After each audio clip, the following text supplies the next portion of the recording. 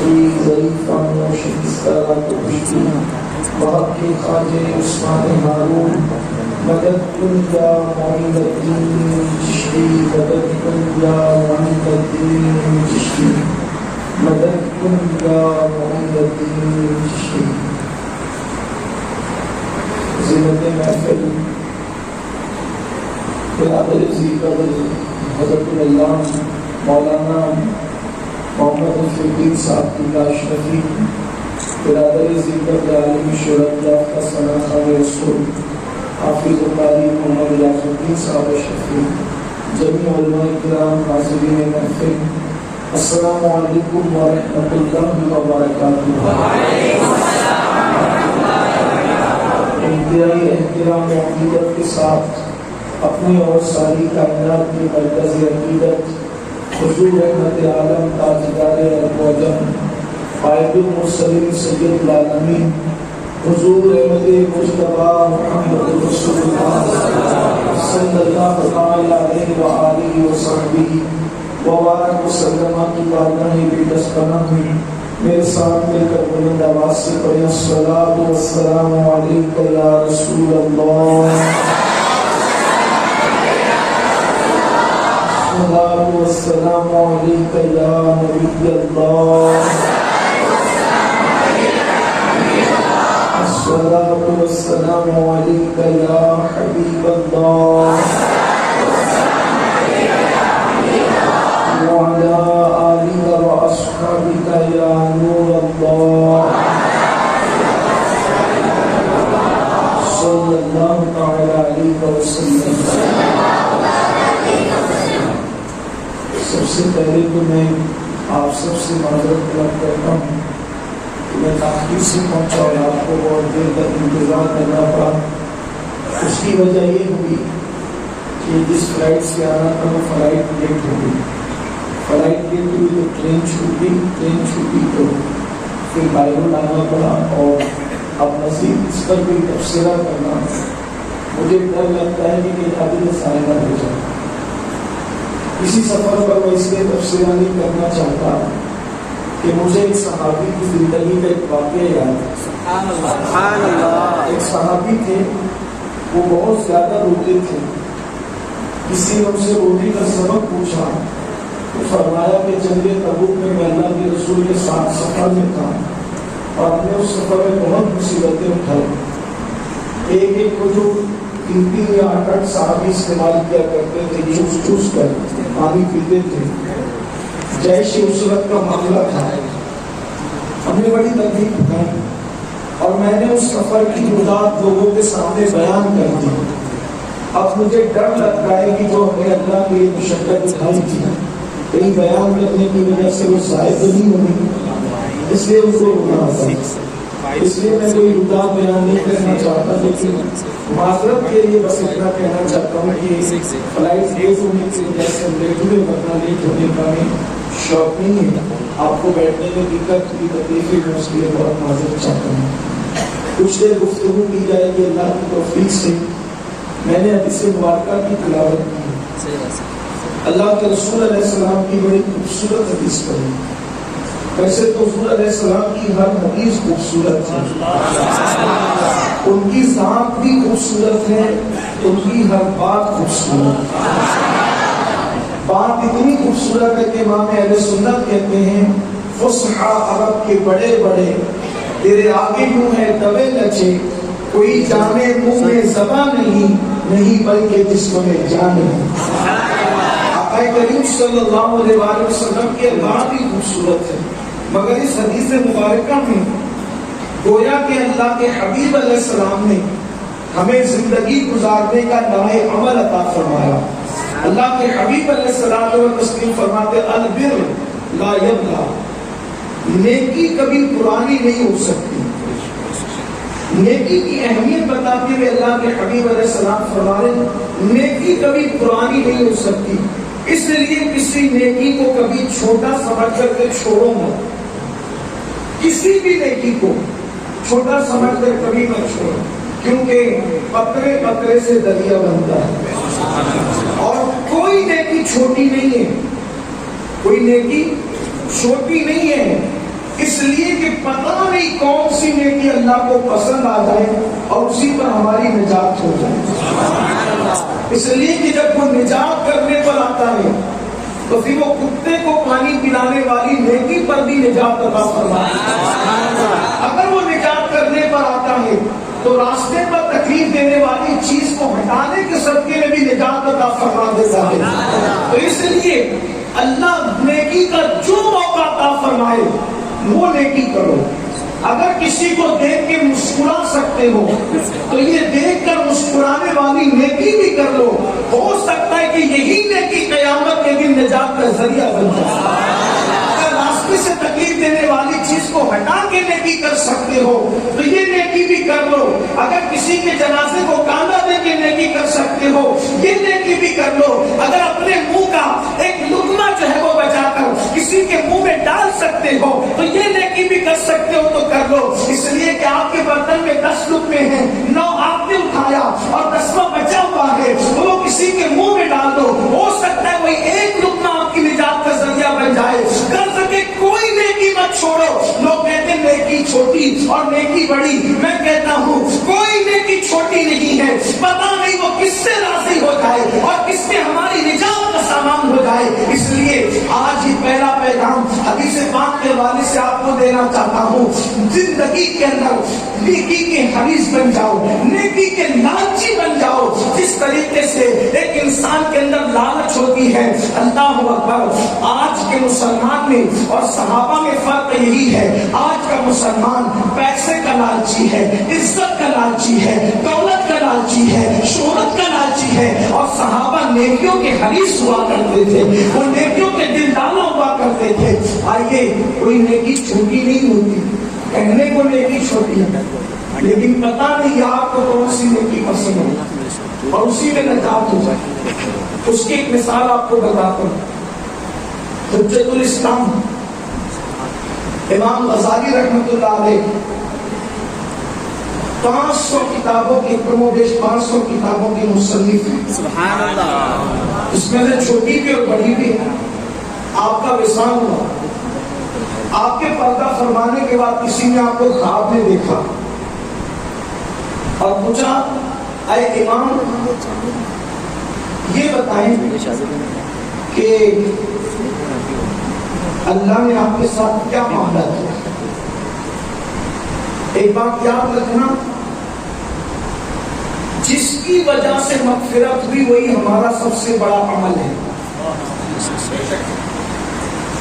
کبھی کبھی ہزاروں سال کی عبادتیں دری کے دری رہ جاتی اور انسان جانور کا ایندھن بن جاتا ہے۔ امام غزالی کے پاس نیکیوں کی کمی نہیں تھی۔ وصال کے بعد خواب دیکھنے والے نے پوچھا، اللہ نے آپ کے ساتھ کیا سلوک کیا؟ امام فرماتے ہیں، بیٹا جتنی نیکیاں تھی وہ تو سب درجات کی بلندی کا سبب بن گئی، لیکن مغفرت جو ہوئی، نجات جو ہوئی، وہ ایسا عمل تھا کہ اس سے امید بھی نہ تھی کہ اس سے بھی نجات ہو سکتی ہے۔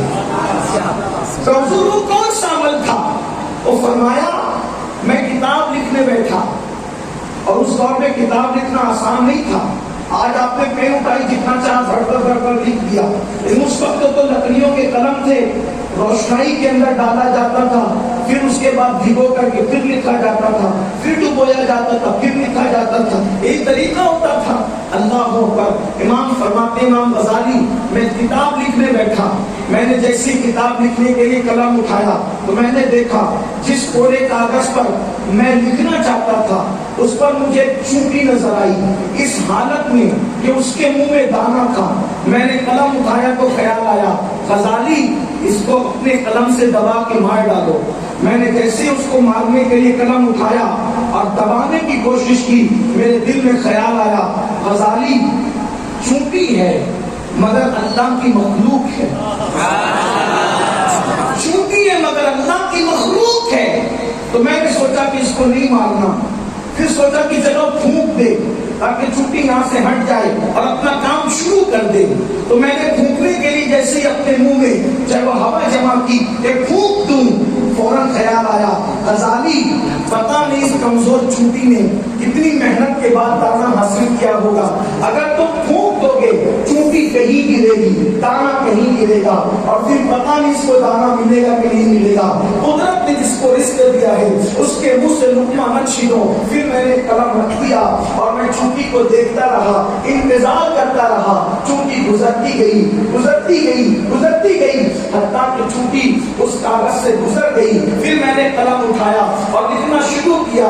پھر آئی گئی بات ہو گئی، جب میرا انتقال ہوا اور میری روح کو اللہ رب العزت کی بارگاہ میں حاضر کیا گیا تو میرے اللہ نے مجھ سے فرمایا، غزالی جب تو کتاب لکھ رہا تھا تو تیرے سامنے میری کمزور مخلوق تھی اور تو طاقتور تھا، تو نے میری کمزور مخلوق پہ رحم کیا۔ اب تو کمزور ہے، میں طاقتور ہوں، تو نے میری مخلوق پہ رحم کیا، جب میں تجھ پہ رحم کرتا ہوں اور اسی کے سب کے تیری مغفرت کی جاتی ہے۔ ایک چونٹی پر رحم کرنے کی وجہ سے امام غزالی کی مغفرت ہو گئی۔ آپ مجھے بتائیں، اسی لیے نیکی کو کبھی چھوڑیں۔ نیکی نیکی ہے، اور نیکی وہ چیز ہے کرنے والا کرتا ہے، اس کی نسلوں کو اس کا صلہ ملتا ہے۔ اچھا، نیکی کی برکت کیا ہے؟ نیکی کا صلہ نیکی کرنے والے کو تو ملے گا ہی ملے گا، اس کی نسل کو بھی صلہ ملے گا، اس کی اصل کو بھی صلہ ملے گا۔ اصل کہتے ہیں ماں باپ کو، نسل کہتے ہیں اولاد کو، دونوں کو صلہ۔ دیکھو نیکی کی برکت کیا ہے، اصل کو بھی صلہ، نسل کو بھی صلہ۔ اصل کو کیسے؟ اللہ کے رسول علیہ السلام فرماتے ہیں باقیات الصالحات۔ یہ باقیات الصالحات کیا ہے؟ باقیات الصالحات کیا ہے؟ اگر کوئی دنیا سے جانے والا نیک اولاد چھوڑ کر کے مرا تو نیک اولاد جو نیکیاں کرے گی، قبر میں ماں باپ پڑے ہوئے ہیں، اللہ اس کی نیکی کا صلہ اس کے ماں باپ کو بھی عطا فرمائے گا۔ اور پھر نیکی کرنے والا نیکی کر کے مر گیا تو وہ نیکی کا اثر اس کی نسلوں میں باقی ہے۔ جیسا کہ قرآن مقدس میں اللہ نے حضرت موسیٰ اور خضر علیہ السلام کے واقعے کو بیان کرتے ہوئے دو یتیم بچوں کی دیوار کا تذکرہ فرمایا کہ وہ ان کی دیوار کو تعمیر کیا تو جناب موسیٰ علیہ السلام نے پوچھا کہ اس جفاکار قوم کے محلے میں آپ نے دیوار کیوں تعمیر فرمائی؟ تو آپ نے کیا کہا؟ اس لیے کہ اس کا باپ نیک تھا، اس کا باپ نیک تھا، اور بالکل حقیقی باپ نیک نہیں تھا، بلکہ اوپر کئی پشتوں کا تذکرہ کیا گیا۔ بعض مفسرین 10 کہتے ہیں، بعض 17 کہتے ہیں، لیکن بہرحال آپ مجھے بتاؤ، اوپر کے 10ویں نمبر کا باپ نیکی کرتا ہے تو نیچے 10ویں پوتے کر کے اس کی نیکی کا اثر نظر آتا ہے۔ نیکی کرنے والے کو اللہ کیا عطا فرمائے۔ اس لیے نیکی کرو، نیکی میں پیچھے مت، ہر نیکی کرو، ہر نیکی کرو۔ اور پھر میرے آقا فرماتے ہیں کہ البر لا یبر والذنب لا ینسیٰ، اور گناہ کبھی بھلایا نہیں جا سکتا، گناہ کبھی بھلایا نہیں۔ گناہ کی بھی ایک اپنی نحوست ہے، گناہ کوئی کرے، گناہ کوئی کرے، اس کی نحوست بھی اس کو پوچھتی ہے، کوئی کرے۔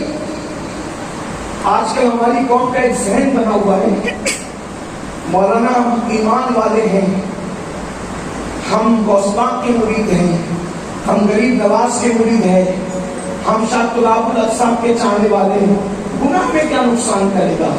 میں بڑی معذرت کے ساتھ عرض کروں گا، اگر گناہ نبی کی کا بیٹا بھی کرے، اگر گناہ نبی کا بیٹا بھی کرے، اس کو بھی گناہ کی نحوست ملتی۔ کیا خیال ہے نوح علیہ السلام کے بیٹے کے متعلق ہوگا؟ اگر گناہ نبی کی بیوی بھی کرے، اس کو بھی اس کی نحوست پہنچتی ہے۔ کیا خیال ہے لوط علیہ السلام کی بیوی کے متعلق ہوگا؟ بلکہ میں تو یہ کہتا ہوں اس نے گناہ کیا بھی نہیں تھا، گنہگاروں کی طرفداری کی تھی۔ حضرت لوط علیہ السلام کی بیوی نے گناہ نہیں کیا تھا، گناہ کرنے والوں کی طرفداری کی تھی۔ کیا کہیں گے؟ ہائے میری قوم، گنہگاروں کی طرفداری کی، ہائے میری قوم۔ تو جو پتھر مجرموں پہ برسے وہ پتھر لوط کی بیوی پر بھی گرا، اس کو بھی ہلاک کر دیا۔ جب پیغمبر کی بیوی گناہگار کی طرف داری کرے تو اس پر بھی پتھر برس جاتا ہے. تو آج جو قوم مسلم رات کی تاریکیوں کے اندر زنا کے اڈوں کو آباد کر کے، شراب کے اڈوں کو آباد کر کے، زنا کے اڈوں کو آباد کر کے، سود کے دھندے اور کاروبار کر کے، نشے کی چیزوں کو مسلم محلوں میں بیچ کر، مسلمانوں کے محلے میں جتنی نشہ آور چیزیں بیچی جاتی ہے اتنا دوسرا کسی کے محلوں میں نہیں بیچی جاتی. گانجا بک رہا ہے مسلمانوں کے محلوں میں، چرس بک رہا ہے مسلمانوں کے محلے میں، بلکہ بڑی معذرت کے ساتھ اب تو ولیوں کے مزارات پر بھی لوگ گانجا چرس بیچنے سے نہیں کرتے. یہ صورتحال ہے. جس ولی نے پوری زندگی شریعت پر پیرا دیا، شریعت کے لیے پتھر کھائے، شریعت کے لیے مار کھائی، شریعت کے لیے دکھ اٹھائے، اس کے لیے آج بھی اللہ والوں کے آستانوں کو خلاف شرع کام کر کے لوگ بدنام کرنے کی کوشش کریں. جس رسول نے فرمایا صلی اللہ علیہ وآلہ وسلم کل مسکر حرام، ہر نشہ آور چیز حرام ہے، آج اسی رسول کا کلمہ پڑھنے والی قوم نشے میں ڈوب کے نشے کے دھندے کرنے لگی. سن لو، لوگ یہ سمجھتے میں کما کے جمع جاؤں گا تو میری اولاد سکون کی زندگی گزارے گی. یاد رکھنا، پاپ کرنے والوں، اولاد کو سکون دولت اکٹھا کرنے سے نہیں ملتی، اولاد کو سکون کی دولت بنگلے بنانے سے نہیں ملتی، اولاد کو سکون اور اطمینان کی دولت نرم گدے دے جانے سے نہیں ملتی. اگر اولاد کو سکون کی دولت ملتی ہے تو ماں باپ کے اچھے کردار سے، ان کی نیکیوں سے، ان کے تقوی سے، ان کی پرہیزگاریوں سے ملتی ہے. محنت اصل کرتا ہے، فائدہ نسل کو ملتا ہے. ایک آسان زبان میں سمجھاؤں، دیکھو کچھ پانی ایسے ہیں جن کو کھڑے ہو کر پینا مستحب قرار دیا گیا ہے. جیسے زمزم کو کھڑے ہو کے پیتے ہیں، اس پہ سب متفق ہیں. ایک اور پانی ہے جس کو کہتے ہیں وضو کا پانی. وضو کا پانی اگر لوٹے میں بچ جائے تو اس کو کھڑے ہو کے پینا چاہیے، یہ مستحب ہے، بلکہ سنت بھی ہے. سنت سے ثابت ہے حضور نے بچا ہوا پانی وضو کا پیا. کیوں پی رہے ہو کھڑے ہو کے؟ کا احترام کی وجہ سے. کیا احترام ہے اس پانی کا؟ توجہ کرنا، اس پانی کا احترام کیا ہے؟ کہ یہ وضو کا پانی ہے. عجیب نادانی ہے، یہ وضو کا پانی تھوڑی ہے. جو وضو کا پانی تھا وہ تو بہہ گیا، جو پانی وضو کا تھا وہ تو بہہ گیا. اس لیے کہ وضو کا پانی جس نے وضو کرایا وہ وضو کا پانی، یہ تو بچا ہوا پانی ہے. اس کی تاثیر کیوں کی جا رہی ہے؟ وضو کا پانی موسم تو میرا وہ تھا جس نے میرے ہاتھ دھلے تو ہاتھ کے گناہ دھل دیے، جس نے میرے منہ دھلے تو میرے منہ کے اور میری آنکھوں کے گناہ دھل دیے. وہ میرا موسم تھا، لیکن وہ تو چلا گیا زمین کے اندر. یہ جناب تو آرام سے بچ گئے. تو کہ یہی تو فلسفہ ہے، محنت اصل کرتی ہے، فائدہ نسل کو ملتا ہے. نہیں سمجھے؟ آج پوری دنیا میں تو سیدوں کے دنگے بچ رہے ہیں. وجہ کیا ہے؟ سید کچھ کرے نہ کرے، لوگ دیکھتے سید ہے چن لیا. گلی کا ہو، محلے کا ہو، سبزی بیچنے والا ہو، نمازی ہو، بے نمازی ہو، سب کے آپ چومے جا رہے ہیں. نہ عالم کو اعتراض، نہ فقیہ کو اعتراض، نہ محدث کو اعتراض، بلکہ اعتراض کیا کرے؟ عالم کو بھی سبزی بیچنے والے کا بھی چنا. کس بنیاد سے؟ سید ہے، بے نمازی تو بھی. بلکہ ہمارے اعلیٰ حضرت نے تو فتاوی رضویہ شریف میں یہاں تک لکھ دیا کہ اگر بد مذہب ہو جائے تو بھی سید کا احترام ہوگا. یہاں تک کہ اگر اس کی بد مذہبی حد کفر کو نہیں پہنچی تب بھی اس کا احترام ہوگا. آپ سے پوچھنا چاہتا ہوں، میرے نمازی بھی بد مذہب بھی تعظیم کیا جا رہا ہے، وجہ کیا ہے؟ آنکھیں ان کی بھی آنکھیں، آپ کی بھی خون ان کا بھی خون ان کا بھی، بال ان کے بھی بال ان کے بھی، نام ان کے بھی نام ان کے بھی، کلمہ ان کا بھی کلمہ ان کا بھی. تو کہا سمجھا نہیں، محنت اصل کرتی ہے، فائدہ نسل کو ملتا ہے. اصل نے کربلا میں اتنی محنت کر دی کہ اس کا فائدہ نسل کو ملتا ہے.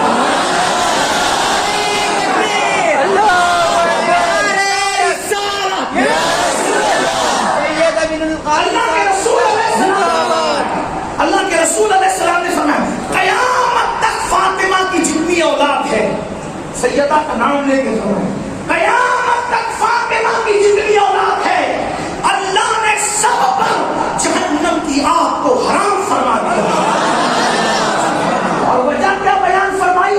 وجہ یہ کہ فاطمہ نے اپنی عزت و حرمت کی ایسی حفاظت کی، اپنی طہارت کی، اپنی عزت و حرمت کی ایسی حفاظت کی کہ اللہ نے اس کے تقوی کی برکت سے اس کی اولاد پر جہنم کی آگ کو حرام فرما دیا. اب آپ سے پوچھتا ہوں، نیکی ماں کر رہی ہے اور پوری نسل کو فائدہ مل رہا ہے، تو تقوی جس معیار کا ہوگا برکت وہاں تک جائے گی. اگر فاطمہ الزہرا جیسا تقوی تو ہمارا نہیں ہو سکتا، تو کم سے کم ہمارے تقوی کی برکت ہمارے بیٹے کو تو مل جائے، ہمارے پوتے کو تو مل جائے، پر پوتے کو تو مل جائے. ارے کسی کو نہ ملے ہمیں ہی مل جائے اتنا کافی ہے، اس کی برکت ملے گی. لیکن تقوی جس معیار کا ہوگا برکت وہاں تک پہنچے گی. سیدہ کا تقوی کیسا تھا؟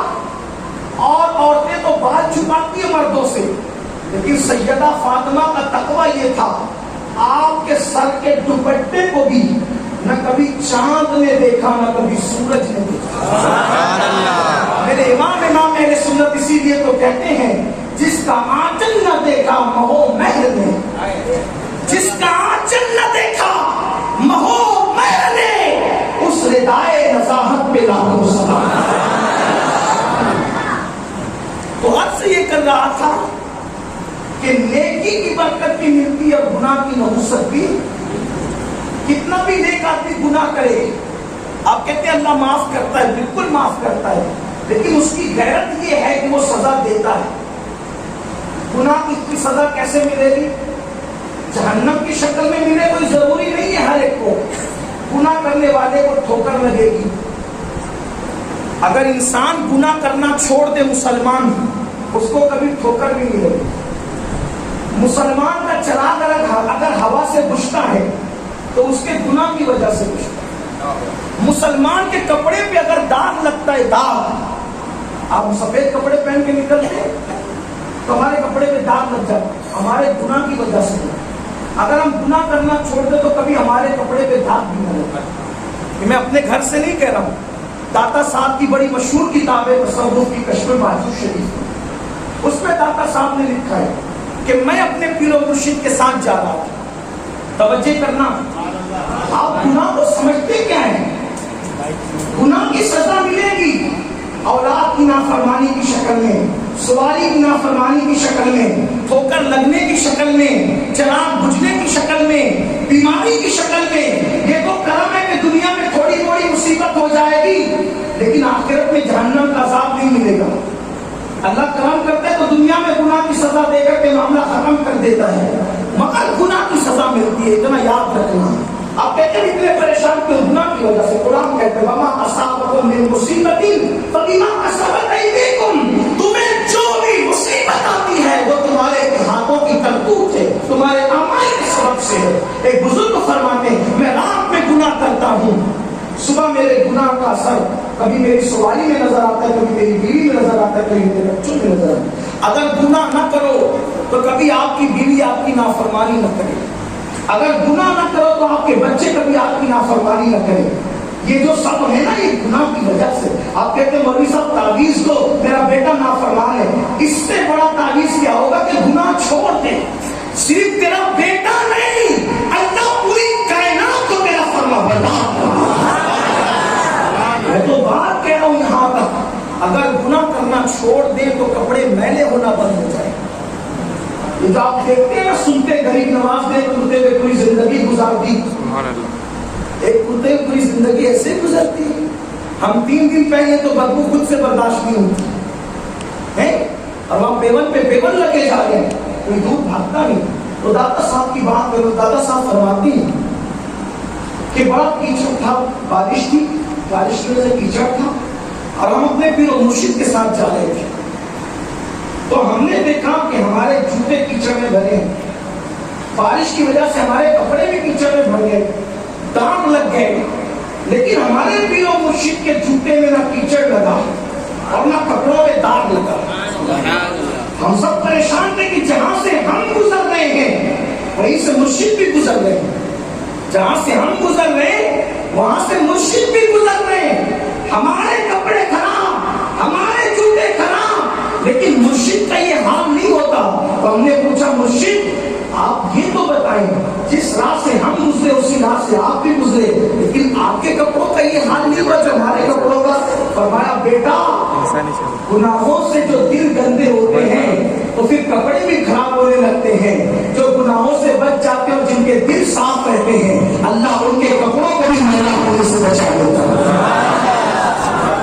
اگر ہم گناہ کرنا چھوڑ دیں مسلمان کا چراغ بھی نہ بجھے. لوگ کہتے ہیں لوگ مسلمانوں کو مٹانے کی کوشش کی جائے. میں نے کہا وہ بچہ پیدا ہی نہیں ہوا جو مسلمان کو مٹا سکتا. مسلمان کو مٹانا تو بہت بڑی بات ہے، مسلمان کا جلایا ہوا چراغ بھی کوئی بجھا نہیں سکتا. لیکن کوئی مسلمان تو بنے، اس کو مسلمان کہلانے کا حق کیا ہے جو فجر کی نماز میں سوتا پڑا ہے اور بیٹے کو اسکول پہنچانے کے لیے اٹھ کر کے جا رہا ہے، جو بیٹے کی اسکول سے زیادہ اللہ کی عبادت کو اہمیت نہ دے، اس کو مسلمان کہلانے کا حق کیا ہے؟ جو پکچر کا ڈائلاگ سنے تو بچوں بات کرنے والے بچوں ارے چپ ہو، وہ میرے سمجھ میں نہیں آ رہا ہے ڈائلاگ. پکچر کے ڈائلاگ پر اگر بچے بات کریں تو ان کو چپ کرا دیں، اور اذان ہو رہی تو گھر میں مچھلی بازار بھرا رہتا ہے، کبھی چپ کرانے کی توفیق نہیں ہوتی. اور جو کام پکچر کے ڈائلاگ کو کان دے کر کے سنے اور اذان پر دنیا کی باتیں بند نہ کرے، اذان کو سن کے انسنی کر دے، اس قوم کو مسلمان کہلانے کا حق. مسلمان کون؟ جس نے اللہ کی بارگاہ میں اس کے حکم پر سر تسلیم خم کر دیا. لیکن میں آپ کو معذرت کافر بھی نہیں کہنے آیا، میرا کوئی حق بنتا ہے، لیکن ایک بات کہتا ہوں، بات کہنے کی ہوتی ہے، بات کہنے کی ہوتی ہے. کیسے مسلمان ہیں لوگ جن کو غسل جنابت کرنا بھی جان کے آتا ہے، 2-3 بجے تک کیسے گھومتے رہتے ہیں، اور جو بڑے متقی وہ صبح 10 بجے سے پہلے غسل کرتے نہیں. جبکہ اللہ عز و جل فرماتا ہے، حدیث قدسی ہے، جس کا وضو ٹوٹ جائے اور وہ وضو نہ کرے گویا اس نے میرے ساتھ جفا کیا. جو وضو ٹوٹنے پہ وضو نہ کرے، بے وضو گھومتا رہے، بے وضو گھومتا رہے، میرا اللہ فرماتا ہے اس نے میرے ساتھ جفا کیا. جفا کا ترجمہ ذرا علاموں سے سمجھیے کیا ہے، جفا کسے کہتے ہیں. اگر ہم کہیں گے تو شکایت ہوگی کہ یہ بڑھ کے بات کرتے ہیں، لیکن حدیث قدسی بھی تو کوئی سمجھے. بے وضو گھومنے والے کو خدا کہہ رہا ہے، وہ میرے ساتھ جفا کرنے والا ہے جو بے وضو گھوم رہا ہے. وہ جو جنابت کی حالت میں بے غسل گھوم رہا ہے، جو کھڑے ہو کے پیشاب کر کے بغیر طہارت کے گھوم رہا ہے، نماز کی دعوت دی جائے اور کہا جائے کہ مولانا میں طہارت سے نہیں ہوں، ان کو کیا حق ہے عاشق رسول کہلانے کا؟ کہاں پہنچ گئے؟ آپ کہتے ہیں ہم مٹائے جا رہے ہیں. ارے وہ مسلمان بن جو صفا کے چبوترے پر میرے نبی نے صحابہ کو بنایا تھا. پھر دیکھ تیرے ہاتھ کا جلا ہوا چراغ بھی نہیں بجھا، آندھیا بھی تیرا چراغ. میں جب یہ کہتا ہوں کہ آندھیا بھی ہمارا چراغ نہیں بجھا سکتا، یہ حکومت کے چمچیاں میں کیا مٹائیں گے اگر ہم مسلمان بن جائیں. مسلمان کوئی بنے تو صحیح، لیکن مسلمان بننا ہوگا. اور مسلمان کیا ہے؟ یہ شہادت کہے الفت میں قدم رکھنا ہے. لوگ آسان سمجھتے ہیں مسلمان ہونا، بڑے کا گوشت کھا کر اور 5 روپے کی چائنا ٹوپی پہن کر اور جمعہ کی 2 رکعت نماز پڑھ کر کوئی کامل مسلمان نہیں ہو سکتا. مسلمان ہونا کیا ہے؟ یہ شہادت کہے الفت میں قدم رکھنا ہے. لوگ آسان سمجھتے ہیں مسلمان ہونا، اور بہت آسان ہے کافر کا مسلمان ہونا، بہت مشکل ہے مسلمان کا مسلمان ہونا. جو نبی نے مسلمان بنائے تھے وہ کیسے تھے پتہ ہے؟ ہمیں بلایا جاتا ہے الصلاۃ خیر من النوم، نیند چھوڑ کر نہیں آتے. نبی نے جو مسلمان بنائے تھے ان کو بلایا گیا، آ جاؤ سر کٹانے کے لیے، تو پہلی رات کی دلہن چھوڑ کر سر کٹانے کے لیے. ہم سر جھکانے کے لیے نیند چھوڑ کر نہیں آتے، وہ سر کٹانے کے لیے دلہن چھوڑ کر آ گئے. یہ ہے فرق. جب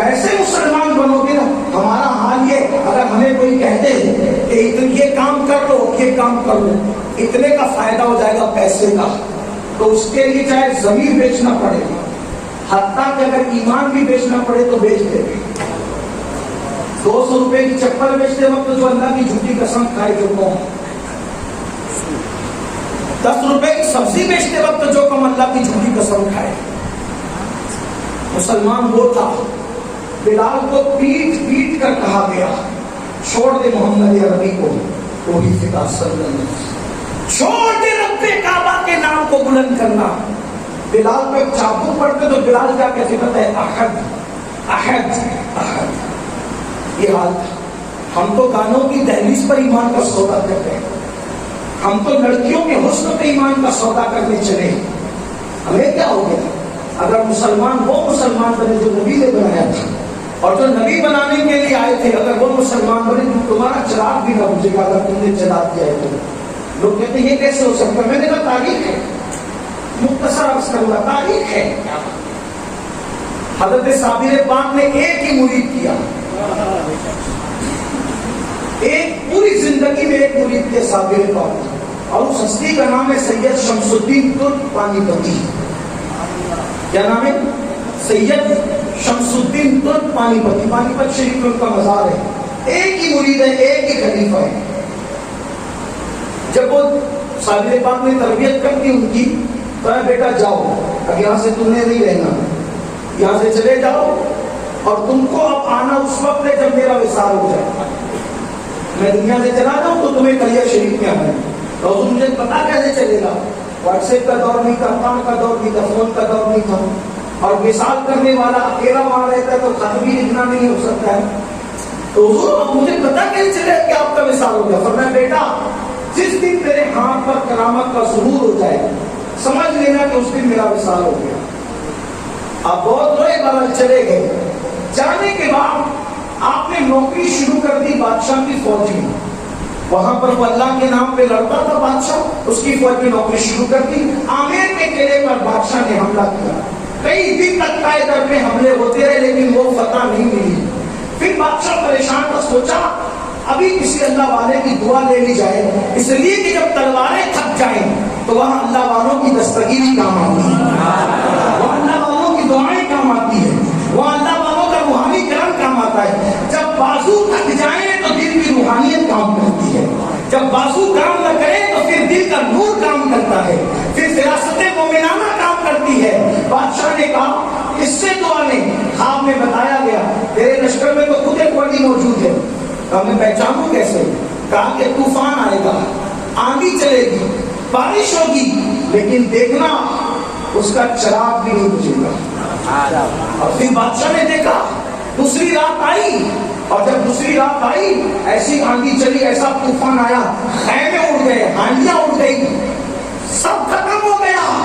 بادشاہ اس وقت باہر نکلا دیکھنے کے لیے کہ وہ کون ہے، تو دیکھا کہ بس ایک ہی ہے، سب کے چراغ بجھ گئے، سب کے خیمے اڑ گئے، ایک بندہ تلاوت قرآن کر رہا ہے اور اس کا چراغ چل رہا ہے، آندھی بھی اس کا چراغ بجھا نہیں پا رہی ہے۔ آپ سے پوچھنا چاہتا ہوں یہ ایسے مومن ہوتے ہیں، ہندوستان میں ایسے لوگ آرام کر رہے ہیں، ایسے مسلمان ہوتے ہیں، اگر یہ چراغ جلا دے تو یہ چراغ بھی بجھائے نہیں جا سکتے۔ اب آپ مجھے بتائیں ہمارا حال تو یہ ہے، ہم کتے سے بھی ڈرے، بلی سے بھی ڈرے، چوٹی سے بھی ڈرے، وجہ ہم وہ مومن مسلمان نہیں بنے جو اللہ رسول ہمیں بنانا چاہتے ہیں، یا اللہ رسول ہمیں کچھ ایسا دیکھنا چاہتے ہیں، ہم ویسے نہیں بنے۔ تو میرے آقا نے کیا فرمایا؟ وَالزَّمْ لَا يُنْسَى۔ ایک حدیث پڑھتا ہوں، اس پر بات مکمل کرتا ہوں آگے چل کر، وقت بہت زیادہ ہوا ہے اس لیے بہت دیر تک یہ گفتگو نہیں کروں گا۔ یاد رکھیے گا جیسے کسی نیکی کو چھوٹا سمجھ کے چھوڑنا نہیں، ویسے کسی گناہ کو چھوٹا سمجھ کے کرنا نہیں، کیونکہ جس گناہ کو آپ چھوٹا سمجھ کے کریں اور وہی گناہ پر آپ کی پکڑ ہو گئی تو، وہی گناہ پہ آپ کی پکڑ ہو گئی تو وہی تو آپ کے سب سے بڑا ہے۔ ایک بزرگ نے مجھے نصیحت کی تھی کہ بیٹا کبھی چھوٹی غلطیاں چھوٹے گناہ بھی مت کرنا۔ میں نے کہا کیوں؟ تو کہا بیٹا ٹھوکر پہاڑوں سے نہیں لگتی، ہمیشہ چھوٹے چھوٹے پتھروں سے لگتی، پہاڑوں سے ٹھوکر نہیں لگتی، چھوٹے پتھروں سے۔ تو گناہ کو چھوٹا سمجھ کر کبھی کرنا مت، ورنہ ایسی ٹھوکر کھائے گا کہ کوئی سنبھال نہ سکے گا۔ آئیے روایت پڑھتے ہیں۔ حضرت حاتم اصم رضی اللہ تعالیٰ عنہ بڑے بزرگ، بہت بڑے بزرگ، 70 سال آپ کی زندگی کے ایسے گزرے کہ اللہ اکبر، آپ بہرے نہیں تھے، اس کے باوجود بھی آپ نے صرف ایک بوڑھی عورت کی عزت بچانے کے لیے پہلے بن کر کے گزارے۔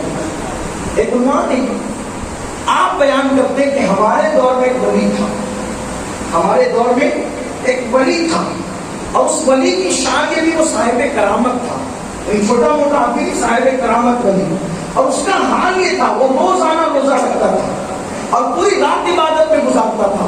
اس کو کہتے ہیں شب زندہ باد، قائم اللیل، صائم النہار، رات کا عبادت کرنے والا، دل کو روزہ رکھنے والا، بڑے لوگ، بڑے عظیم لوگ۔ جب اس کا انتقال ہوا، اس کے انتقال کے بعد اس ولی کو کسی نے خواب میں دیکھ کر پوچھا، حضرت اللہ نے آپ کے ساتھ کیا سلوک کیا؟ اور میں ابھی تک میری مغفرت اور بخشش نہیں ہوئی، ابھی تک میری بخشش اور مغفرت نہیں ہوئی۔ حضرت آپ کی بخشش، آپ کی مغفرت، آپ تو دن کو روزہ رکھتے تھے، رات کو پوری رات نمازیں پڑھتے تھے، کب مرضی اس کی ہے، جس پہ چاہے جس کی پکڑ کر لے۔ تو آپ کی مغفرت کیوں نہیں ہوئی؟ تو کہا کہ مجھ سے گناہ ہو گیا، زندگی میں ایک ہی گناہ ہوا مجھ سے، زندگی میں ایک ہی گناہ ہوا مجھ سے، اور اسی پہ میری پکڑ ہوئی۔ تو حضرت آپ سے کیا گناہ ہوا تھا اور آپ سے کیا گناہ ہو سکتا تھا؟ جو رات بھر عبادت میں رہے، دن کو روزے سے، اس سے گناہ کیا ہو سکتا ہے؟ اب وہ اپنے گناہ کا ذکر کر رہے ہیں، دل کے کانوں سے سننا، کوئی چھوٹا گناہ بھی مت کرو۔ کیا گناہ ہوا تھا اس ولی سے؟ اب میں اپنے گھر کے آنگن میں بیٹھا تھا، میں اپنے گھر کے آنگن میں بیٹھا تھا، اور بظاہر بارش کا موسم نہیں تھا، جیسے ہمارے ہندوستان میں جون، جولائی، اگست، ستمبر 4 مہینے بارش ہوتی ہے، پھر اکتوبر، نومبر، دسمبر 4 مہینے سردی رہتی ہے، جنوری، فروری، مارچ، اپریل، مئی پھر گرمی رہتی ہے۔ یہ انسانوں کے بنائے ہوئے قانون ہے۔ گرمی کے لیے اللہ کے یہاں کوئی ٹائم نہیں، وہ جب چاہے گرمی بھیجتے، سردی کے لیے اس کے یہاں کوئی وقت نہیں، وہ جب چاہے سردی بھیجتے، بارش جب چاہے برسات ہے، یہ اس کے یہاں کا ماحول ہے، اس کو اس کی اپنی مرضی ہے۔ تو بزرگ فرماتے ہیں کہ میں اپنے آنگن میں بیٹھا تھا، گھر کے آنگن میں، بظاہر بارش کا موسم نہیں تھا، بارش ہوئی، میری زبان سے نکل گیا، اف، یہ بے وقت کی بارش۔ جملہ کیا نکلا؟ اف، یہ بے وقت کی بارش۔ اور میں بس اسی جملے پہ پکڑ ہو گئی۔ جب انتقال ہوا تو میرے اللہ نے مجھ سے پوچھا، میرے بندے، تو نے کہا تھا یہ بے وقت کی بارش؟ ہمارے یہاں تو ہر کام کا ایک وقت ہے، تو نے ہمارے کام کو بے وقت کیسے کہہ دیا؟ جب تک کہ بارش کو بے وقت ثابت نہیں کرے گا تیری بخشش نہیں ہوگی۔ آپ مجھے بتائیں کتنی بک کر رہے ہیں ہم، کیا کیا کفریات بک رہے لوگ، کانوں میں کفریات، گالیوں میں کفریات، گالیوں میں ننگا پن۔ سرکار غریب نواز فرماتے ہیں جس نے کسی مومن کو گالی دی اور اس سے معافی نہیں مانگی اور توبہ نہیں کی، تو مجھے ڈر لگتا ہے کہ وہ مرنے سے پہلے کافر ہوگا، اس کا ایمان اس سے چھینا جائے گا، اس کی زبان پہ موت کے وقت کلمہ نہیں آئے گا۔ اللہ کے گھر میں بیٹھنے والوں، ایمان والے دل پہ ہاتھ رکھ کے سوچو کہ تم تو اپنی بیوی کو بھی ماں بہن کی گالی دیتے ہو، اپنے بچوں کو بھی ماں بہن کی گالی دیتے ہو، سوچو تو صحیح کہاں ہو۔ اور جو گالی دے گا، اچھا یہ گالی کی جو روایتیں آئی ہیں، یہ کون سی گالی ہے پتہ ہے؟ اس دور کی گالی ہے جس دور میں یہ ماں بہن والی گالی کا تصور نہیں تھا۔ گالی اس کو کہتے ہیں، گالی کسی کو اس کے منصب سے گرا کر کہنے کا نام ہے گالی۔ مطلب کسی عالم کو کہا جاہل، یہ عالم کے لیے گالی۔ اسی طرح کسی انسان کو کہا کتا، یہ انسان کے لیے گالی۔ اسی لیے کسی شریف کو کہا چور، اس کے لیے گالی۔ کسی نے کسی کے منصب کو ہٹا کر کے بیان کیا، یہ ہے گالی، یہ غریب نواز کے دور کی گالی، یہ غوث پاک کے دور کی گالی، اور آپ کے دور کی تو جو گالی ہے ان اولیاء اللہ نے کبھی تصور میں سوچا نہیں ہوگا۔ تو جب کسی مسلمان کو کتا کمینہ کہنے والا مرنے سے پہلے ڈر ہے کہ کافر ہوگا، اس کی زبان پہ کلمہ نہیں آئے گا، آپ مجھے بتائیں جو اپنی بیوی کو ماں بہن کی گندی گندی گالی دیتا ہے اس کو مرتے وقت کلمہ کیسے نصیب ہوگا؟ ہم کہاں ہیں، کیا سوچ رہے ہیں؟ پھر میرے آقا نے فرمایا وَالدَّيَّانُ لَا يَمُوتُ، اور جو صلہ دینے والا خدا ہے اس کو کبھی موت نہیں آئے گی، اس کو کبھی موت نہیں آئے گی۔ اور پھر فرمایا اعمل ما شئت، پھر تو جو چاہے کر۔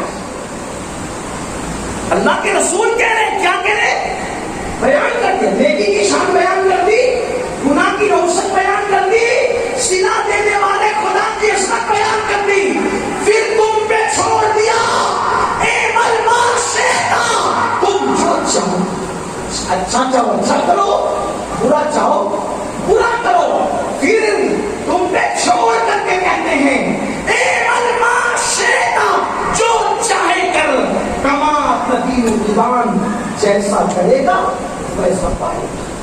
کون کرے؟ حضور فرمائے صلی اللہ علیہ وسلم اچھا کرو گے قبر میں سکون کی نیند سو گے، اچھا کرو گے دنیا میں سکون سے رہو گے، اور اگر اچھا نہیں کر سکے تو جیسا کرو گے ویسا پاؤ گے۔ آج لوگ کہتے ہیں بہت پریشان ہے، لیکن ان کی زندگی میں جھانک کر کے دیکھو، پریشانی اس لیے ہے نہ گھر میں اسلامی ماحول، نہ دل کے اندر اسلام کی عظمت، نہ دل کے اندر اسلام کی اہمیت۔ پریشانی ہے یہ اولیاء اللہ واقع سے رہتے تھے پھر بھی یہ پریشان نہیں رہتے تھے، ایک ایک لباس پہ رہتے تھے۔ حیرت تو یہ ہے کہ بادشاہ ولیوں کی چوکھٹ پہ جاتے تھے، ولی کبھی بادشاہوں کی چوکھٹ پہ نہیں جاتے تھے۔ اور ولیوں کی زندگی کیسی تھی؟ خود بھوکے رہتے تھے، دوسروں کو کھلاتے تھے، خود غمگین رہتے تھے، دوسروں کو خوشیاں عطا کرتے تھے۔ حضرت محبوب الہی سرکار نظام الدین اولیاء رحمۃ اللہ علیہ کا اس دور میں آج سے 700 سال پہلے کی بات ہے، مہینے کا خرچہ 200 روپے ہوتے تھے مطبخ کا، جس میں آپ لنگر تقسیم کیا کرتے، لنگر کا خرچہ ماہانہ 200۔ بادشاہ پہ دن چڑھائی، کہا میرے مصاحبین کے نذرانے وصول کر کر کے یہ فقیر لوگوں کو لنگر کھلاتا ہے اور اپنا بناتا ہے، تو اعلان کر دیا آج کے بعد کوئی نظام الدین سے ملنے اسی خانقاہ میں نہیں جائے گا، کوئی اس کو نذرانہ نہیں دے گا۔ ہمارے نذرانوں پہ لنگر اٹھا کر لوگوں کو قریب کر رہا ہے۔ حضرت محبوب علیہ کو کسی نے آ کر کہا سرکار اس نے یہ کہا ہے کہ نہ کوئی شیخ جائے گا، مالدار جائے گا، نہ نذرانہ دے گا۔ محبوب علیہ نے مسکرا کے کہا آج کے بعد مطبخ کا اور لنگر کا خرچہ ڈبل کر دیا جائے تاکہ لوگوں کو پتا چلے ہم نذرانے میں لنگر نہیں کرتے، ہم مولا کے گھروں پر کرتے ہیں۔ یہ ہے بزرگان دین۔ اور ایک آخری بات ہے، جو اس کا ہو جائے نا اس کے لیے دنیا کی کوئی کھلونا ہے، دنیا خواب ہے۔ اس دنیا کے پیچھے کیا بھاگ رہے ہو؟ اس دنیا کے پیچھے کیا بھاگ رہے ہو؟ دل میں اس کی محبت بسا لو، مٹی کو ہاتھ لگاؤ گے تو سونا ہو۔ اللہ کہانی قصہ نہیں کہتی، ہم لوگ بھی، ہم بھی بیان کرنے والے بھی، ہمارے دلوں سے بھی دنیا نہیں نکل پا رہی ہے۔ اللہ سے دعا کرتے ہیں کہ اللہ نکالے، ورنہ اگر ہمارے دلوں میں سے دنیا نکل جائے تو سرکار غریب نواز کی شان یہ تھی، ہمیشہ آنکھیں بند کر کے رکھتے تھے، بند رہتی تھی آنکھیں، جس کو آنکھ کھول کے دیکھ لیتے تھے وہ اسی وقت ولی بن جاتے تھے۔ آنکھ کھول، ہم لوگ تو آواز بٹھاتے ہیں، 2 گھنٹہ تقریر کرتے ہیں، نہ مجمع سدھرنے تیار، نہ مدرس سدھرنے تیار، یہ دنیا سب کے دل میں بیٹھی ہوئی ہے الا ماشاء اللہ۔ اللہ سے دعا کرو اللہ پہلے ہم لوگوں کی اصلاح کرے۔ دیکھو جو سچی بات ہے وہ ہے کوئی آپ کے سامنے، اور آپ لوگ تو ہم لوگوں کو جانتے ہیں، آدمی وہاں جا کر کے بیگم بات کر سکتا ہے جہاں اس کو کوئی جانتا ہو، ہمیں تو پورا ہندوستان ہی جانتا ہے، ہم کس کے پاس جائیں؟ بلکہ ہم قبرستان میں جا کر بھی بیگم بات نہیں کر سکتے، اس لیے کہ وہ بھی جانتے ہیں، تو وہاں کوئی چھوڑ پکڑ والا معاملہ تو سچی بات ہے انسان کو کر دینا چاہیے۔ دل اگر یار کو دے دے اور اس میں یار کی محبت بس جائے، مٹی کو ہاتھ لگائے تو سونا۔ اچھا چلیے مٹی سونا نہیں، کم سے کم اتنا تو ضرور ہوگا کہ تھوڑا کماؤ گے برکت ہوگی، جیسے ہم لوگوں کو اس کا تجربہ ہو گیا۔ آپ کو بتاؤں علماء کا گروہ سب سے مظلوم، اماموں کا گروہ سب سے مظلوم. سارے مقتدی درجے میں امام سے کم، لیکن سب کی آمدنی زیادہ، امام کی آمدنی کم. حتیٰ کہ اگر کوئی گیٹ کیپر بھی ہوگا تو اس کی تنخواہ بھی امام سے زیادہ ہوگی. صحیح ہے، بالکل صحیح.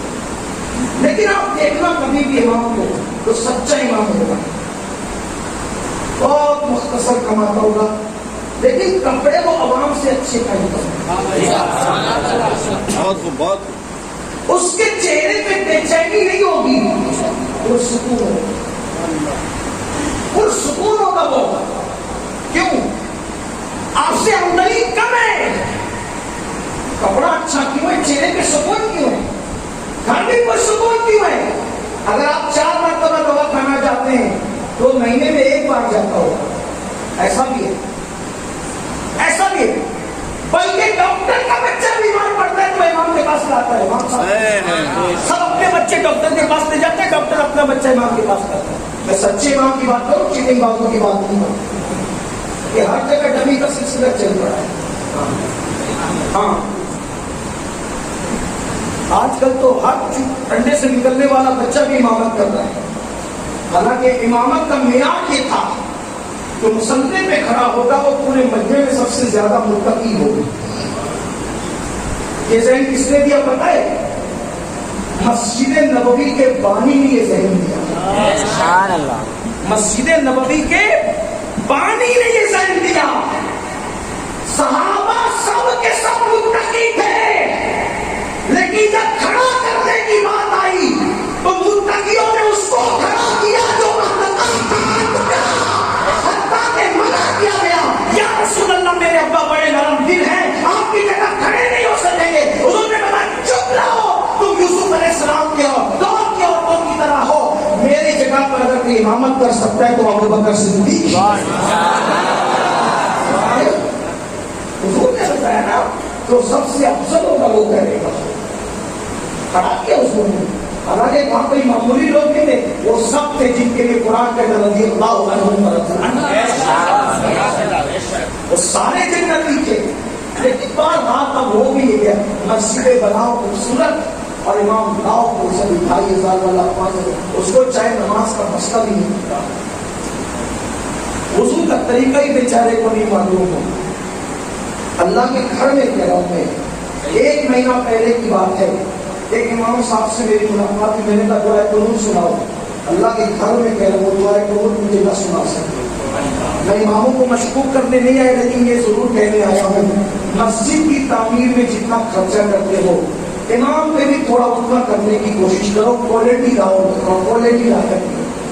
ہاں، حضرت وارث پاک وارث دیوا کسی کے پیچھے نماز نہیں پڑھتے تھے. وارث پاک کو بزرگ ہیں جن کے امام اہل سنت کے معاصرین ہیں، لیکن اس منصوب کی تعریف بھی امام اہل سنت نے کی. کسی کے پیچھے نماز، میں آخری بات کر کے چلا جاتا ہوں لیکن بات کی لائن برس کر رہا ہوں.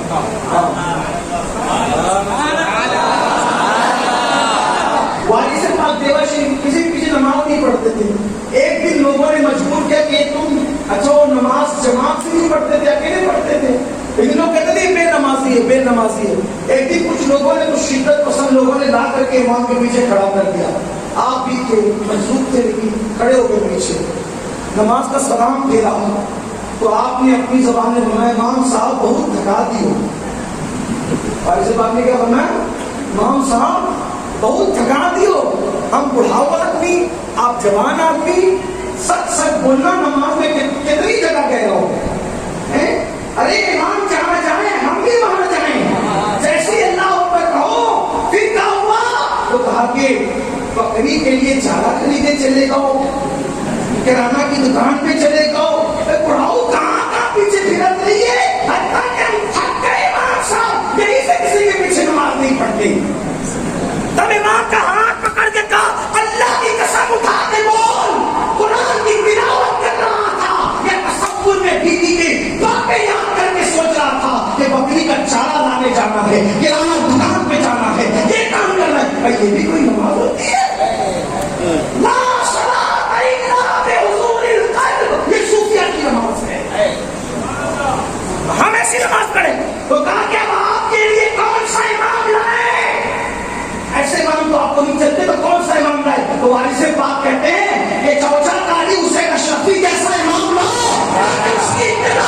ایسا نماز ادا ایسے اماموں کے یہ حال ہوتا ہے اماموں کا. لیکن سب چل رہا ہے. اسی کو تو کسی دل جلے نے کہا تھا آج کا دور کیسا ہو گیا, کیسے کیسے, آج کا دور کیسا ہو گیا, کیسے کیسے, ایسے ویسے ہو گئے اور ایسے ویسے کیسے کیسے ہو گئے. یہ تو آپ کے وضو کرنے کا طریقہ نہیں ہونا.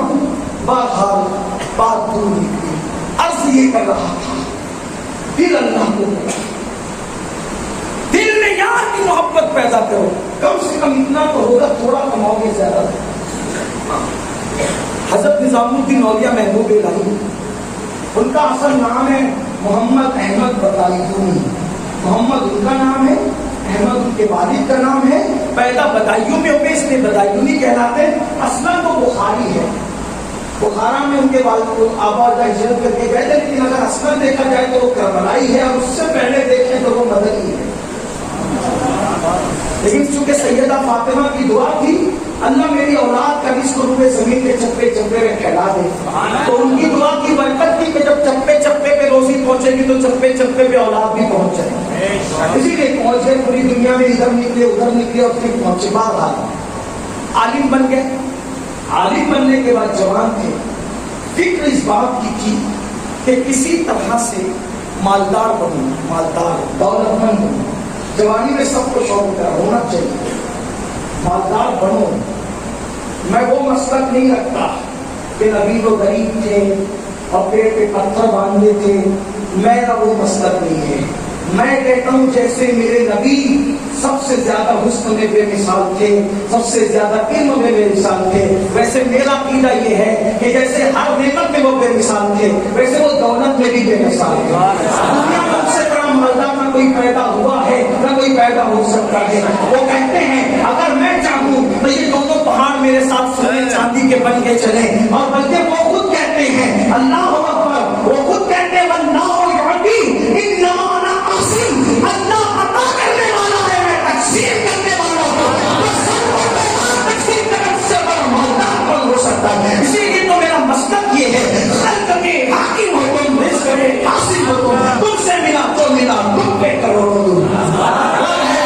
یہ ہے قاسم رزق کو اس کا کھلاتے ہیں کہ آسماں خان زمین خان زمانہ مہمان, آسماں خان زمین خان زمانہ مہمان, صاحب کھانا مطلب کس کا ہے تیرا, اور وہاں کا خوب و کرم ہے شہ بدہاں تیرا, نہیں سنتا ہی نہیں ماننے والا ہے.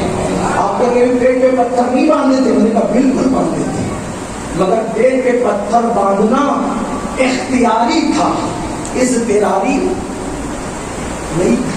اضطراری اس کو کہتے ہیں کہ تو مجبور ہو کے, اور اختیاری اس کو کہتے ہیں ارے جس کے گھر میں فریج کے اندر سارے فروٹ موجود ہو اور پھر وہ کہ یار فروٹ بھی کھانا, دوسروں کو کھلا کر کے خود بھوکا رہنا, یار کتنا اچھا ہے. تو حضور کے پاس نعمتیں تھی لیکن تقسیم دوسروں کو کرتے تھے اور اپنا ہاتھ خالی رکھتے تھے. اسی لیے میرے امام کہتے ہیں دو جہاں کی نعمتیں ہیں ان کے خالی ہاتھ, بظاہر ہاتھ خالی ہے لیکن میری عقیدت اس کو دوبارہ نہیں کرتی تو میں اس کی تشریح بھی کیوں کرتا ہوں. ایک ہوتا ہے خالی کا مطلب جس میں کچھ نہ ہو, اور ایک ہمارے یہاں ہوتا ہے خالی, اردو زبان میں محاورہ ہے, خالی کا مطلب ہوتا ہے صرف. کیا ہوتا ہے, کیا ہوتا ہے صرف. بھائی اب غالب اور اقبال کے اشعار کی ہر آدمی اپنے ذوق کے مطابق تشریح کر سکتا ہے, تو مجھے بھی تو اتنا حق ہونا چاہیے نا ایک چھوٹا سا طالب علم ہونے کی سوا سے. تو دو جہاں کی نعمتیں ان کے خالی ہاتھ میں, جو یہ سمجھتا ہے وہ یہ سمجھا کرے, میں منع نہیں کرتا کہ خالی کا مطلب جس میں کچھ نہ, لیکن ایک خالی کا مطلب ہوتا ہے صرف. آپ کہتے ہیں نا حضرت فرمانے کے درکن خالی 100 روپے دیا, مطلب صرف. آپ کے یہاں بچے کی شادی ہے, بھائی ولیمے میں صرف 10 آدمی آنا, ولیمے میں خالی, ولیمے میں خالی 10, مطلب صرف 10. صحیح ہے نا, یہی ہے نا. کیا کھائے تھے کتنی ڈش بنی تھی دعوت میں؟ ارے خالی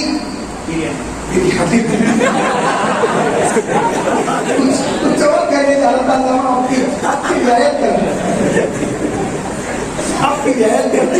آپ نے مراٹھواڑا کیا، آپ لوگ واقعی یہ فخر مراٹھواڑا، پورے ہندوستان میں نام مراٹھواڑا کا روشن ہو گیا۔ اللہ سلامت رکھے، حاصلین کے حسد سے بچائے۔ میری قوم کو اللہ شعور دے دے کہ اچھوں کی قدر ہمیشہ مرنے کے بعد کرتا ہے۔ جیتے جی ستائیں گے، مرنے کے بعد گنبد بنائیں گے۔ یہ میری قوم کا حال ہے۔ امام حسین کو زندگی بھر ستایا، بعد وصال گنبد بنا۔ غریب نواز کو زندگی بھر ستایا، بعد وصال گنبد۔ میں کہتا ہوں سنیوں مزاج بدلو، اپنے اچھوں کی قدر جینے جی کرنا سیکھو۔ مرنے کے بعد قبر پہ پھول ڈالا تو کیا ڈالا، ارے زندگی میں لا کے ڈال۔ مرنے کے بعد اس کے نام کا لنگر کھلایا تو کیا کھلایا، اس کو خود کو کھلا۔ امام حسن کو سب سے زیادہ ستایا مروان نے، اور جنازے میں سب سے زیادہ وہی رویا۔ یہ میری قوم کا حال ہے، جنازے میں سب سے زیادہ وہی رویا اور کہنے لگا، جب وہ رو رہا تھا امام حسین نے بہت ستاتا تھا، آج رو رہا ہے، اس کی زبان کی کہنے لگا، حسین میں ستاتا اس کو تھا، احد پہاڑ کی طرف اشارہ کرتا، میں ستاتا اس کو تھا جس کا عقیل وہ اس پہاڑ سے بھی زیادہ مضبوط تھا، جس کا صبر اس پہاڑ سے بھی زیادہ مضبوط تھا۔ یہ ہے ہمیشہ سے مزاج ہی رہا ہے۔ بہرحال تو یہ خالی کا مطلب کیا ہوتا ہے، ایک صرف۔ اب شیر کا مطلب کیا ہوا، دو جہاں کی نعمتیں ہیں ان کے خالی ہاتھ میں، یعنی دو جہاں کی نعمتیں اللہ نے صرف ان کے ہاتھ میں، صرف ان کے ہاتھ میں۔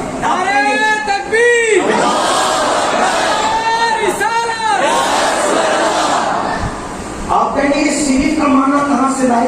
میں نے کہا بخاری کی باب العلم کی اس حدیث سے، جس میں آقا فرماتے ہیں واللہ یعطی انما، انما سے خالی لائے ہیں، حسر کے طور پہ ہو رہا ہے کہ میں ہی بانٹتا ہوں۔ کون بانٹتا ہے؟ صرف میں ہی بانٹتا ہوں، اور کیسا بانٹتا ہوں کہ آدم کو بھی ملا تو میری وجہ سے ملا، نوح کو بھی ملا تو میری وجہ سے ملا، خلیل کو بھی ملا تو میری وجہ سے ملا، اور صرف دنیا میں نہیں ملا، آخرت میں بھی ملے گا ان انبیاء کو تو میری وجہ سے ملے گا۔ اسی لیے امام کہتے ہیں وہ جہنم میں گیا تو ان سے مستقل نہیں ہوا، اے خلیل اللہ تو حاجت رسول اللہ، وہاں بھی حاجت ہوگی سب کو۔ بہرحال بات دو نہیں بنتی، بات بنتی جائے، اس لیے کہ آپ مطلب میں عمر کے اس حصے میں ہوں کہ میرا سفر صبح 7 بجے شروع ہوا ہے، اور ابھی میں کھڑے ہو کے صرف اس لیے بول رہا ہوں پیچھے والوں کو میں نظر آؤں، کیونکہ گھٹنوں کے بل کھڑے ہو گئے تھے۔ میں نے کہا میری قوم گھٹنوں کے بل کیسے کھڑے ہو سکتی ہے؟ آپ ہمارے لیے بڑے محترم ہیں، بات مکمل کی جا رہی ہے۔ ویسے دیر ہونے میں بھی اچھی بات ہے، جتنی دیر ہوئی اتنی دیر تو اللہ کے گھر میں بیٹھنا نصیب نہیں، ورنہ اتنی دیر تو شب برات میں بھی نہیں بیٹھتے۔ ہاں یہ کام کی بات ہے، ادھر دکھنے والی بارش برس رہی ہے، ادھر بغیر دکھنے والی رحمتوں کی برس رہی ہے۔ تو محبوب الہی کے اندر بھی شوق تھا میں بھی کماؤں، جوانی میں کمانا چاہیے۔ نہ میرا رسول غریب، نہ میرا پیر غوث اعظم غریب، نہ میرا امام جس کا مقلد ہو نہ وہ امام اعظم غریب۔ کیا بات دیکھ لو تاریخ، کچھ کو نام سے امام اعظم بھی کپڑوں کے تاجر تھے، غوث پاک کے تجارت تو کئی ملکوں میں تھی، جتنا مہنگا کپڑا آپ پہنتے تھے بادشاہ بھی نہیں پہن پاتا تھا، اور جو ایک بار اتار کر پہن کے اتار دیا دوبارہ پھر نہیں پہنا۔ ایک شخص میرے پاس آ کے پہن رہا ٹی وی چینل کا اینکر، دیکھا وہ فلاں صاحب روز نئے کپڑے پہن رہے، میں نے کہا ٹیچر ہمیں کیا متاثر کرے گا؟ بیت المال کی خیرات پر، سڑک کٹر اور بیت الخلا کے نام کے پیسوں پر اگر کوئی روز نئے کپڑے پہنے تو میں کیا متاثر ہوں گا؟ کیونکہ میرا تعلق تو اس جماعت سے ہے کہ میرے پیر غوث اعظم نے آج سے 900 سال پہلے خود کی کمائی پر روزانہ ایسا نیا لباس پہنا کہ بادشاہ رب کو بھی میسر تھا۔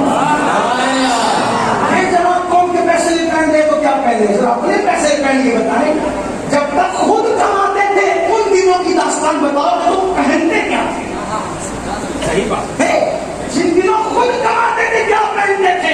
یہ تو قوم کی لٹی ہوئی خیرات ہے جس سے تم پہن رہے ہو. ہمارے عبد القادر جیلانی کو دیکھو کہ ملک کی کمائی میں نیا پہنا اور ایسا پہنا کہ آج پہنا تو دوسرے دن فقیر کو پہنا, نہیں پہنا دوسرے دن وہی لباس, روزانہ نیا لباس. مالدار بنو کیونکہ غربت کبھی کبھی انسان کو کفر کر دیتی, لیکن مالدار موبائل چوری کر کے نہیں بننا, جیب کاٹ کے نہیں بننا, نشے کے دھندے کر کے نہیں بننا, محنت کر کے بننا. محنت میں برکت ہے, حلال میں برکت ہے, اور جتنا مقدر میں لکھا اتنا ہی ملے گا. اس لیے حلال کے ذریعے سے کماؤ, حلال اللہ کو پسند ہے. حلال میں برکت آسان زبان علماء سے سنتے رہتے ہیں. سور حرام ہے, ایک ایک وقت میں 12-15 بچے دیتی ہے سور کی مادا, ٹھیک, لیکن کیا ہر دروازے پہ سور بندہ ہوا نظر آتا ہے؟ بکری حلال ہے, 2 ہی دیتی ہے, اور بہت خاندانی ہوگی تو 3 دیتی ہے بس, لیکن ہر دروازے پہ اکثر محلوں میں بکریاں نظر آتی ہے کہ نہیں آتی؟ پتا چلا کہ حلال میں برکت ہے. کبھی سنا اس سال بکری پہ قربانی نہیں ہوگی کیونکہ بکریوں کا شارٹیج چل رہا ہے؟ کبھی سنا؟ کروڑوں اربوں خربوں قربان ہوتے ہیں, پھر بھی برکت کہاں سے آئی؟ حلال میں برکت. آپ نے نہیں, جس سے اللہ راضی اس میں برکت ہے. یزید 6 چھوڑ کے مرا تھا, آج ایک بھی اس کا کوئی نظر نہیں آتا. حسین ایک بیمار چھوڑ گئے, ہندوستان میں کوئی شہر ایسا نہیں ہے جہاں حسینی سادات موجود ہیں. اگر میں ہاتھ اٹھاؤں تو یہیں کہیں ہاتھ اٹھیں گے, مجمع میں کہیں ہاتھ اٹھیں گے, لیکن اگر لاکھوں کے مجمع پوچھے کہ حال یزید کون ہے تو شاید اشکر لگانے والے میں سے بھی کوئی نہ اٹھائے کہ ہم بھی پوچھا. کشکا لگاتے ہیں کلر کا وہ بھی نہیں اٹھائیں گے, اور جو زمین پہ رگڑ کے کشکا بنا لیتے شاید وہ بھی نہ اٹھا سکیں. لیکن بات تو محبوب الہی مالدار بننے کا شوق, دوست ملے. محمد احمد ایک ایسا آدمی ہمیں ملا ہے, ایک ایسا آدمی ملا ہے کہ جو ہمیں سونا بنانا سکھائے. چلو گے؟ ہاں چلو مالداری بننا ہے تو جلدی بننا ہے. نکلے, چلتے چلتے راستے میں ایک فقیر سے, مانگنے والا نہیں دینے والا, بھکاری سے نہیں فقیر سے. فقیر اور بھکاری میں فرق ہے, بھکاری مانگتا ہے, فقیر دیتا ہے. وہ ایسے ہوتے گدے پیسہ لیے بیٹھے اپنی آستینوں میں, ہاں وہ فقیر کہتے اس کو, دینے والا. اس کو دیکھو تو اللہ یاد آئے. فقیر اس لیے کہتے کہ اس کے فقیر کا فاق اس کے فقر پر دلالت کرتا ہے, اس کا قاف اس کی قناعت پر دلالت کرتا ہے, اس کا یاد الہی میں ڈوبا رہنے میں دلالت کرتا ہے, اور اس کا راہ اللہ سے رابطے کی طرف اشارہ کرتا ہے. سبحان اللہ. ہاں ایسے فقیر ہوتے ہیں, یہ اللہ کے فقیر ہے. ایک فقیر سے آگے 4 ہوئی, پھر اسی کو دے بیٹھے. کہا دوستوں نے تم جاؤ میں آتا ہوں. وہ فقیر کون تھا؟ اسی کو دنیا شہباز ولایت, شہباز ولایت, مسعود ملت والدین, بابا فرید الدین گنج شکر کے نام سے. غریب نواز نے کہا تھا بابا کتب ایسے شہباز کا تم نے شکار کیا ہے کہ اس کی وجہ سے قیامت تک تمہارا نام زندہ رہے. بابا فرید سے ملاقات ہوئی, محبوب بیٹا نظام الدین ہو گیا, وہیں اٹھ گئے, ساتھ رہنے لگے. برتن مانج رہے ہیں, کپڑے دھل رہے ہیں, استنجا کر کے لوٹا لا رہے ہیں, مٹی کے ڈھیلے اٹھا کے دے رہے ہیں, اسی میں لگ گئے. دوست کچھ دنوں کے بعد واپس آئے تو یہ برتن مانج رہے. انہوں نے دیکھا محمد احمد دیکھو ہم کامیاب ہو گئے, دیکھو سونا بھر کے تھیلے بھر کے لے جا رہے سونے سے, اب ہم عیش کی زندگی گزاریں گے. برتن مانجتے مانجتے افسوس ہوا, کیا اس فقیر کے چکر میں پڑ گیا, میں راستے میں رک گیا, میں راستے میں رک گیا اس فقیر کے چکر میں. اس کی صورت دیکھ کر ان کے ساتھ جاتا تو میں بھی سونا بنانا سیکھ جاتا, مالدار ہو جاتا. بس اتنا سوچنا تھا. اندر سے خانقاہ سے آواز آئی, بیٹے محمد احمد ادھر آؤ. انہوں نے فوراً برتن چھوڑے. پیر روشن ضمیر ہوتا ہے, پیر روشن ضمیر ہوتا ہے, جو سچا پیر ہو اللہ کو دوڑے. جی حضور, بابا صاحب حکم. کہا بیٹا استنجا کی حاجت ہے، چاؤ استنجا کے لیے ڈھیلا لیا، استنجا کی حاجت ہے، استنجا کے لیے ڈھیلا لیا. جیسے نظام الدین، ابھی نظام الدین نہیں بنے، محمد احمد بدایوں، جیسے استنجا کے لیے ڈھیلا اٹھایا پیر کے لیے، ہاتھ لگایا تو وہ سونے کا ہو گیا، چھوڑ دیا. دوسرا اٹھایا سونے کا ہوا چھوڑ دیا، تیسرا اٹھایا سونے کا ہوا چھوڑ دیا. بہت دیر ہو گئی، خانقاہ کاغذ بھی چھوٹا موٹا نہیں تھا. بابا فرید کا محمد احمد ادھر آؤ. جی سرکار. کیا ہوا؟ ڈھیلا نہیں مل رہا ہے تمہیں؟ ڈھیلوں کی کمی ہو گئی کیا؟ حضور مل تو رہا ہے، پھر لاتے کیوں نہیں؟ استنجا کو جانا ہے. حضور جس کو ہاتھ لگاتا ہوں وہ سونے کا ہو جاتا ہے. فرمایا کوئی بات نہیں بیٹے، لے آؤ بھائی، لے آؤ، اسی سے استنجا کر لیں گے. مرید تھے، عالم تھے، بابا فرید بھی عالم تھے، بہت بڑے عالم تھے. حضور آپ ہی تو سکھاتے ہیں کہ جو چیز مٹی کی جنس سے نہ ہو تو اس سے استنجا کیسے ہو؟ سونا ہے، اس سے استنجا نہیں ہوگا. آنکھوں میں آنکھ ڈال کے کہا کتنے نادان ہونا، جس سے استنجا بھی نہیں ہو سکتا. جو چیز استنجا کے قابل نہ ہو اس کو دل میں بیٹھا ہے.